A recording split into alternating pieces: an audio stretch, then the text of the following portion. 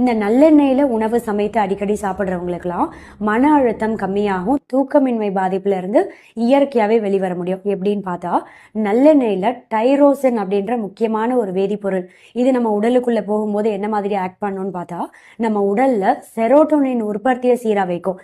இதனாலே பார்த்தீங்கன்னா மைண்ட் நல்லா காமா ரிலாக்ஸா இருக்கும். நல்ல ஒரு மன அழுத்தத்தை கம்மி பண்ணக்கூடிய இயற்கையான உணவுகள்ல நல்லெண்ணெயும் ஒன்றா இருக்கு. இப்போ தேங்காய் எண்ணெயை நம்ம தேய்த்துட்டே வரோம் ஸ்கின்ல அப்படின்னும் போது சன் டேன் ஏற்படாமல் தடுக்க முடியும். இப்போ வெளியே போகும்போது சூரிய ஒளி கதிர்கள் நம்ம மேலே படும்போது அந்த யூவி ரேஸை ரெசிஸ்ட் பண்ணக்கூடிய தன்மை 20% இருக்கு தேங்காய் எண்ணெயில் அப்படின்னு ஒரு ரிசர்ச்சில் சொல்லியிருக்காங்க.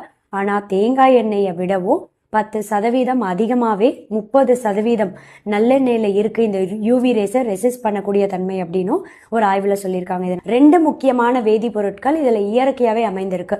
ஒன்று செசாமின் அப்படின்னு சொல்லுவோம், 2வது செசமோலின். இந்த 2 வேதிப்பொருட்களுமே ரொம்ப ஸ்ட்ராங்கான ரொம்ப பவர்ஃபுல்லான ஆன்டி ஆக்சிடென்ட் சத்துக்கள்னு சொல்லலாம். இந்த 2 ஆன்டி ஆக்சிடென்ட் சத்துக்களும் நம்ம உடல்ல புற்றுநோய் செல்லோட வளர்ச்சியை தூண்டக்கூடிய ஒவ்வொரு ஃப்ரீ ரேடிக்கலையும் எதிர்த்து போராடும்.